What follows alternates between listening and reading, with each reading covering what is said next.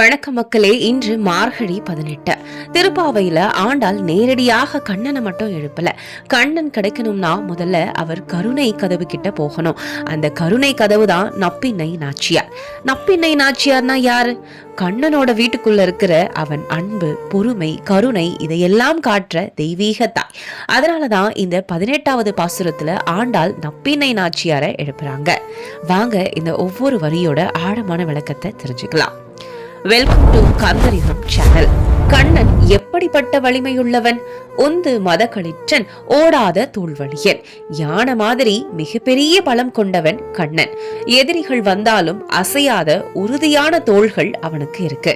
அவன் பலம் உடல் பலம் மட்டும் இல்ல, நம்மை காப்பாத்துற தெய்வீக சக்தி. இதோட ஆன்மீக விளக்கம் என்னன்னா, நம்ம வாழ்க்கையில எவ்வளோ பெரிய பிரச்சனை வந்தாலும் நம்ம தாங்கி நிறுத்துற அசையாத ஆதாரம் தான் நம்மளோட இறைவன். அந்த வலிமையான கண்ணனுக்கு அருகில் இருப்பது யார்? நந்தகோபாலன் மருமகளே நப்பின்னாய். நந்தகோபாலனோட மருமகள் கண்ணனோட இல்லத்துக்குள்ள இருக்கிற நப்பின்னை நாச்சியார ஆண்டாள் அன்போட கூப்பிடுறாங்க.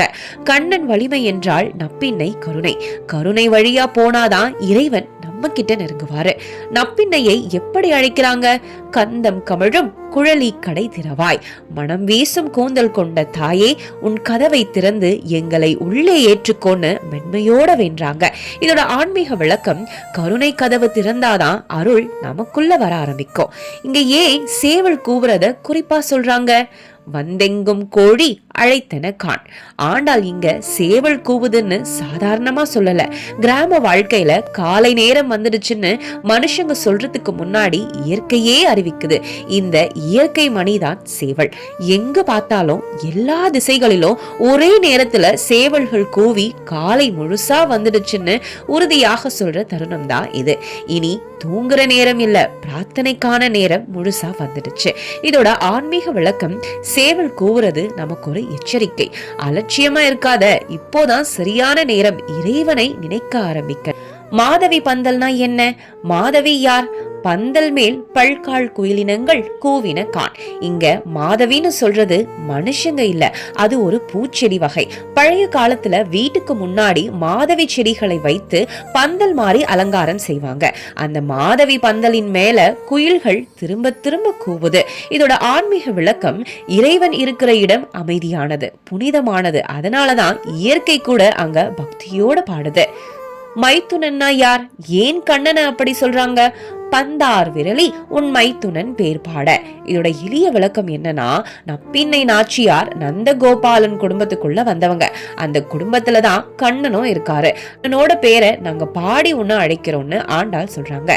கண்ணன் பேரு சொன்னாலே நப்பின்னை மனசு உருகும், கருணை கதவு திறக்கும் அப்படின்னு காட்டுறதுக்காக. இதோட ஆன்மீக விளக்கம், பகவான் நாமம் கருணையை எழுப்புற சக்தி. நப்பின்னை கதவை திறக்கிற தருணம் எப்படிப்பட்டது? செந்தாமரை கையால் சீரார் வளையொலிப்ப.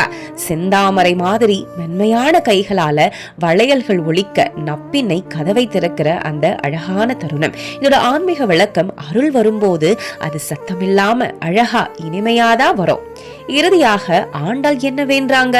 வந்து திறவாய் மகிழ்ந்தேலோர் எம்பாவாய். மகிழ்ச்சியோட வந்து எங்களை உன் கருணைக்குள்ள முழுசா ஏற்றுக்கொண்டு மனம் நிறைய வேண்டாங்க. உண்மையா மனசார வேண்டுனா கருணை தாய் வழியா இறைவன் அருள் கண்டிப்பா கிடைக்கும். இந்த திருப்பாவை 18 நமக்கு என்ன கற்றுத்தருது அப்படின்னா, ஒரு அழகான உண்மையை நமக்கு கற்றுத்தருது. இறைவன் வலிமையுள்ளவன், ஆனா அந்த வலிமையை அடைய கருணை வழி தேவை. அந்த கருணை தான் நப்பின்னை நாச்சியார். இந்த பாசுரம் நமக்கு சொல்லும் பாடம் என்னன்னா, கஷ்டம் வந்தா பயப்படாத, இறைவன் வலிமையை நம்பு, அதே நேரத்துல கருணையையும் பிடிச்சுக்கோ. தாமதம் இல்லாம மனசார இறைவனை அழை, அப்போ கருணை கதவு திறக்கும், அருள் தானாக வரும். இந்த ஆன்மீக விளக்கம் உங்களுக்கு மனசுக்கு நெருக்கமா இருந்தா லைக் பண்ணுங்க, உங்க வீட்டுல இருக்கிறவங்களோட ஷேர் பண்ணுங்க. இன்னும் இப்படி எளிய தமிழ் தெளிவான திருப்பாவை விளக்கங்கள் கேட்க சப்ஸ்கிரைப் பண்ணிட்டு இந்த ஆன்மீக பயணத்துல எங்களோட தொடர்ந்து நடங்க. மகிழ்ந்தேலோர் எம்பாவாய்.